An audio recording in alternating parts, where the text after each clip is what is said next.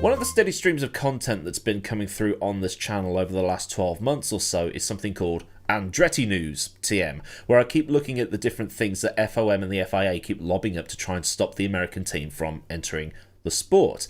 But then that got my nostalgia senses tingling, because when I started watching Formula One, teams were entering and leaving sort of, well, semi-regularly. In my time, teams that have come and or gone from privateer to manufacturer include Forte, Simtech, Tyrrell and its successor team BAR, Toyota, HRT, Lotus/Caterham, Virgin/Marussia/Manor, and the creme de la crap, Lola. And that's an incomplete list of the teams that have come and or gone since I started watching in 1994. If you're looking at lifetime, then add in the likes of, well, Life, Coloni, Andrea Moda, and so on.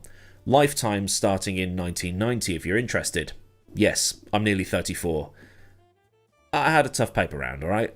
In the 1990s, 3 teams joined the Formula One grid that went from the lower categories right up to the top, almost Parc de Prem style, shout out to work the space.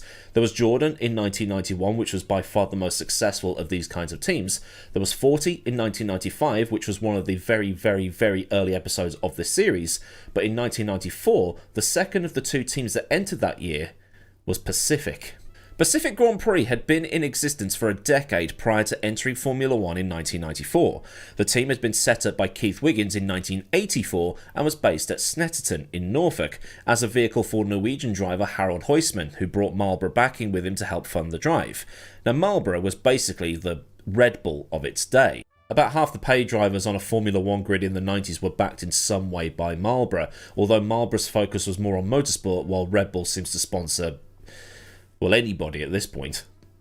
It seemed that Wiggins knew how to run a racing team. They were winning everything in sight, and in things like Formula Ford, where the performance between the cars is minimal, Pacific won the European Formula Ford 1600 Championship with Huisman. When Huisman graduated up to Formula 3, Pacific took on Bertrand Gachot, who then won the title, and after him came Keke Rosberg's protege, JJ Leto. Pacific basically became a hang on, I recognise half of those names team, because after dominating Formula Ford, they moved up to Formula 3 with Leto in 1988, where they won at the first attempt, before then going up to F3000, now known as Formula 2. Over the next 5 or 6 years, well, I'll just put up a list of drivers you've probably heard of that drove for Pacific. There's already Gachot and Leto, but also Eddie Irvine, Christian Fittipaldi, Laurent Aiello, and David Coulthard. Pacific struggled with one of the main problems that can befall a team in any category though: sponsorship. At the end of 1990, the Marlboro money dried up when Irvine moved on, and because of the money not being as available, Pacific switched from their usual Reynard chassis to a Lola one, which wasn't as good, this being the days of multiple chassis suppliers in the juniors. After a year with paid drivers, Pacific managed to get a Reynard again, and Fittipaldi won the F3000 title, although it wasn't as easy as Formula Ford or Formula 3 had been. Pacific's last year in Formula 3000 was in 1993, when David Coulthard was a driver for the team and almost won the title, and might have done if Wiggins wasn't focused too hard on the next step of the ladder: Formula One. Wiggins wanted to be in Formula One as early as 1992, but it never came to fruition. A deal was supposed to be struck with Tyrrell to partner up and to pool their resources, but it never came about. But it would have been a good idea, I think, because both teams were pretty good at spotting young talent. But I'm sure Uncle Ken had his own ideas. As we saw in a video dedicated to the Tyrrell team post-1973, Ken did it his way and his way only. So they tried to get in for 1993 and spent over £1 million before a recession hit and checks started bouncing, leaving the team on the edge of bankruptcy. But for 1994, Wiggins managed to get a car on the grid. Using his contacts at Reynard, he got a chassis designed and had it powered by a 1992 spec Ilmor engine, with the whole operation now being run out of Thetford, which, like Snetterton, is in Norfolk. The Pacific PR01 looked similar to an early 1990s Benetton, which we'll address in a bit. The nose, the shape, everything. But this was a team that Flavio and Walkinshaw hadn't bought into at this time. Rejoining the team was Bertrand Gachot, who had also become a shareholder in the operation, and also joining was Paul Belmondo, the son of French actor Jean-Paul Belmondo. He would later become famous for being the boyfriend of Princess Stephanie of Monaco. Now, Belmondo's career wasn't exactly glittering. He'd already done a partial season with Leighton House in 1992 that yielded a career best finish at his last race in Hungary, and he'd also participated in 5 Le Mans 24s, not finishing a single one of them, with the 1993 outing being in a TWR Jag. His F3000 career was sparse too, only scoring 3 points in 5 seasons.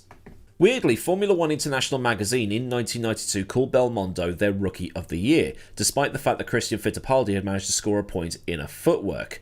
I know, it's completely baffling, because at the Canadian Grand Prix, he'd finished 5 laps down on race winner Gerhard Berger. Belmondo, that is, not Fittipaldi. It's a good idea to learn how to write.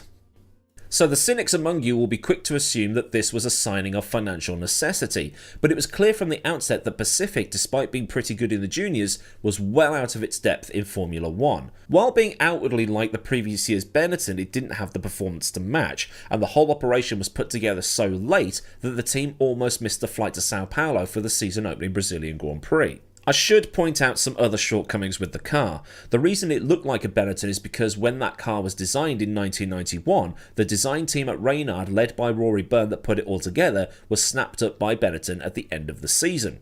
Reynard also sold the plans for that car to Ligier when Byrne left the team, so Pacific had to pay Reynard to design the car, essentially from memory because all the design plans were in Ligier's hands and the guy that designed the car was at another team. So the reason the Benetton looked like it did back in 1992 was because of the Reynard design that Reynard wanted to use for an aborted F1 project. The car also hadn't seen the outside of a wind tunnel, let alone the inside of a wind tunnel. It was also a 3-year-old design powered by a 2-year-old engine, so when it all added up, it had the aerodynamic properties of Andre the Giant, the horsepower of a Galapagos turtle, and was about as well made as a piece of toilet paper. Wet toilet paper. Gasho did, however, manage to get the Pacific on the grid at Sao Paulo, which was then the opening round of the season. He'd managed to get onto the grid in 25th place, ahead of David Brabham's Simtek, while the other Simtek driver, Roland Ratzenberger, and Pacific teammate Belmondo had to watch from the sidelines. In this particular season, there were 28 cars going for 26 grid slots. No pre-qualifying required. That was abolished in 1992. It just meant that if you were 27th or below, you didn't start. Just how it was. At the following round of the aptly titled Pacific Grand Prix, neither of the cars made it to the grid, although there was some light at the end of the tunnel regarding funding because they were about to get an injection of cash. But it never happened, for reasons that I'm about to explain. Pacific had signed a sponsorship deal with a cigarette company, which doesn't sound so out there because back in those days tobacco money was incredibly common. It was hard to find a team not in any way associated with a brand, either through title sponsorship in the case of Williams, Ferrari, McLaren, Ligier or Benetton, or as a minor sponsor or as a driver sponsor. Irvine, backed by Marlboro at Jordan, Katayama bringing in mild 7 money to Tyrrell, and so on. It might actually have only been Footwork, Simtek and Sauber in 1994 that didn't have any association. Maybe Minardi and Lotus, but I'm not going to go through and analyse every livery just to find out. Pacific had signed a deal with a company called Death Cigarettes, and the deal was scheduled to start at or just after the Monaco Grand Prix. The problem is, the race prior to Monaco was Imola. So yeah, Pacific cancelled the deal because it would have been in very, very bad taste given what had happened at that particular Grand Prix. And they just carried on because, well, talk about bad timing. At Monaco, both cars made the grid, but it wasn't on merit. There were 4 cars missing for that round. Simtek and Williams only ran 1 car each for Brabham and Hill out of respect for Ratzenberger and Senna, and the 2 Saubers were withdrawn following the crash of Karl Wendlinger. Wendlinger was in a hospital, in a coma, after slamming into the tyre wall at the chicane, an accident similar to the ones that Jenson Button and Sergio Perez would later have. In qualifying, the 24 cars that made the grid were punctuated by the 2 Pacifics. Gasho 1.5 seconds behind Brabham, and Belmondo's fastest time was 4 seconds off his own teammate, for a total of 11 seconds off Schumacher's pole time. But truth be told, there was no 107% rule back then, so Belmondo literally just had to set a time to make the grid. In the race, the Pacifics were the proverbial moving chicane. Gasho's gearbox expired on lap 50 and then Belmondo retired on lap 53 because he was getting cramp and fatigue. He physically could not drive the car anymore, so he just pulled off the track.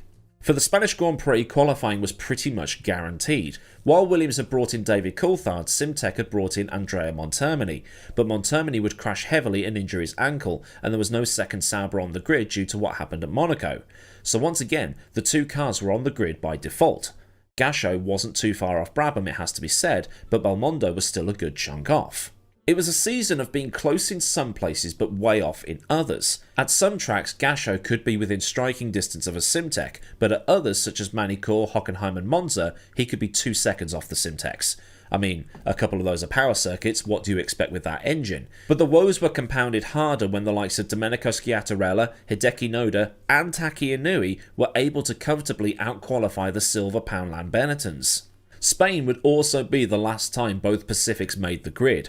While Gachot made the grid in Montreal, the French Grand Prix all the way to the end was a sea of pink on the old Wikipedia stat sheets. DNQ across the whole board. And Pacific was rooted to the bottom of the constructors. In 16 rounds, Gachot had made the grid 5 times and retired from all of them.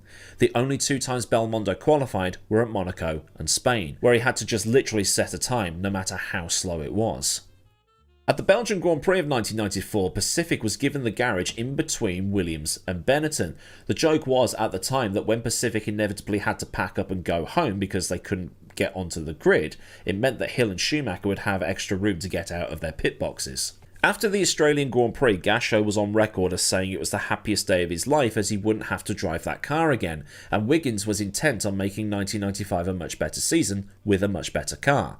The PR02 was designed by Frank Koppach, Peter Ellingham, Jeff Aldridge and Dave Watson, as well as absorbing the remains of fellow Norfolk natives Lotus into the operation. While the 1994 car had almost been a B-Tech Benetton, the 1995 car was pretty much if I tried to draw the FW16 after taking my glasses off. Gone was the raised nose and it was replaced with the lower style design, also being used by Jordan and Ligier, with high side pods and a new livery. Shades of blue punctuated with some British Racing green to show the partnership with the now defunct Lotus outfit. And actually, while on the subject, 1994 saw the demise of LaRousse too. The colourful French team had fallen into the event horizon that is the Formula One finance's black hole and couldn't be rescued. Screwed by certain French laws and other bits and pieces that Guy Ligier was able to get around thanks to his connections. Evans Law, primarily, you might want to look that up. And with Lotus and LaRousse leaving and only 40 joining in to replace, it meant that there were 26 slots on the grid.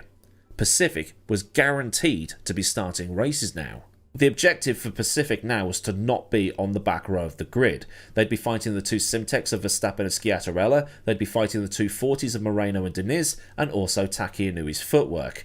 But it was still going to be a tall order for them. They wanted some results and, well, they did get some. Montermini was 9th at the season opening Brazilian Grand Prix. Alright, he was 6 laps down, but he still finished 9th, and it was the first time in 17 races that a Pacific had seen a checkered flag. But it was still the usual non-finishes for the most part. Gachot didn't finish any of the opening 5 races of the season, after which Simtek went bust and dropped off the grid. But then for teams like Pacific and 40 and maybe also Tyrrell, Minardi and Footwork, the alarm bells really began to ring. As already mentioned in the portion around the 1994 Monaco and Spanish Grand Prix, the Pacifics had to literally just set a time to be allowed on the grid, as there were 26 or fewer entrants going for those positions. But FIA President Max Mosley had been monitoring the situation at the tail end of the field and started to come up with a solution that basically said, you have to be trying to make the grid, instead of just doing 1 lap and calling yourself done. Towards the end of the 1994 season, driver roulette was in full swing. Drivers were swapping left, right and centre, and as a fun bonus fact, Pacific was one of only a handful of teams to keep the same lineup for the whole year, along with other financial strugglers Tyrrell, Footwork and Minardi. Basically, some of these teams were picking up whoever they could that had even a modicum of money because finances were getting tight. Some of these drivers, the most infamous of these being Jean-Denis Delatraz, would be multiple laps down, having been 10 laps down when he retired from the 1994 Australian Grand Prix. He was lapping 6 seconds off the pace as well. He was described as having no business in Formula One and was only there because LaRousse needed to survive. Now that there were 26 cars going into every race, 24 with the demise of Simtek, Mosley introduced the 107% rule that would mean that teams like Pacific and 40 would have to pull their fingers out, and at least attempt to make the grid. After the carnage of 1994, safety was the big thing, and with the calibre of drivers seen at the end of that season, it was needed. The drivers and cars had to be of a certain standard. And this rule wouldn't come in until the Australian Grand Prix of 1996, where both 40s fell victim to it immediately. Like Simtek, the money was drying up. Pacific then made the decision to bin off Gachot so pay drivers could fill the seats. First in was Giovanni Lavargi, who spent 4 races at the team and wasn't utterly terrible, it's just that the car didn't want to finish. After which, Delatraz came back and managed to finish the race at the Nürburgring in 15th place. 7 laps down. Gasho then came back for the final rounds, finishing the season with an 8th place in Australia, a race that nobody wanted to finish it seems, and a race I need to look at in the future. And looking at that 1995 table, Pacific would actually get 10 points under the modern Formula 1 point system, although if we're still applying modern Formula 1 rules, chances are they wouldn't have made the start of half of those races because of 107%. And one thing to point out about the European Grand Prix is what happened to the other Pacific car. Delatraz had managed to do some overtaking in the tricky conditions at the start of the race, getting past a couple of much faster cars. Later on, during that same Grand Prix, Montermini came into the pits, ran over the fuel rig man, and then ran out of fuel. And it wasn't the only mishap either. Most of the retirements were gearbox related, but the drivers would often fall off the track or hit someone. Montermini would spin off at Silverstone while Lavargi did the same at Hungary and Monza, and then Montermini brought out red flags at Monza and Estoril. He also jumped the start in Monaco and didn't serve a penalty through not being told about it, so he got disqualified. Underfunded and slow. A common recurring theme throughout these sorts of videos, and things just not going right for them when they absolutely had to. The Death Cigarettes deal was just a case of bad timing, and the Team Lotus merger? Yeah, that was something that was supposed to happen, but it actually didn't. The plan was to absorb all the scraps of the old Team Lotus into what would be known as Pacific Team Lotus, but all they got was a bit of green on the car and a Lotus badge. Staff, facilities, equipment, they got none of that. 2 extra drivers Wiggins wanted to run, Oliver Gavin and Katsumi Yamamoto, were also denied super licenses. So Wiggins cut his losses and then withdrew the team at the end of the 1995 season before going back to the junior categories for 1996, but he couldn't resurrect some of that pre-F1 form. He dissolved the team in 1998 and went to work for Lola, where he helped Lola get a foothold in the American market, and then Lola became the dominant chassis supplier in Champ Car. Given the fame Simtech has for pretty much all the wrong reasons, and the colourful team in 40 that, along with Minardi, were pretty popular, Pacific remains a somewhat anonymous team from the mid-90s. They had 40 starts from 66 entries, although the vast majority of those would not have happened if the 107% rule had been in place through 1995, and it took them 17 races to log a finish. Like already mentioned, that sea of DNQs through 1994 showed how out of their depth they were that year. But it also shows how difficult it can be to take a team from the lower echelons of the junior categories right up to the top level of Formula 1. If anything, it makes what Eddie Jordan achieved in 1991 look like a miracle. So then, a look at the mostly forgotten Pacific team from the mid-1990s. If this has been an interesting look through the motorsport history books, then do leave this video a like so I know I did a good job. And for more stuff like this, get subscribed with that bell on so you never miss out on anything else I do around here. Massive thanks as ever to the rad lads at Patreon for the continued support. And if you want to help out at a more personal level, then there is a link to Patreon down in the description, along with links to Discord, socials, F1 Store affiliate, Mixed Garage affiliate, and other bits and bobs you might want or need to know. Well, there's memberships and super thanks if you just want to do things that way. So until next time, I've been Millward. Have a great day wherever you are, and goodbye.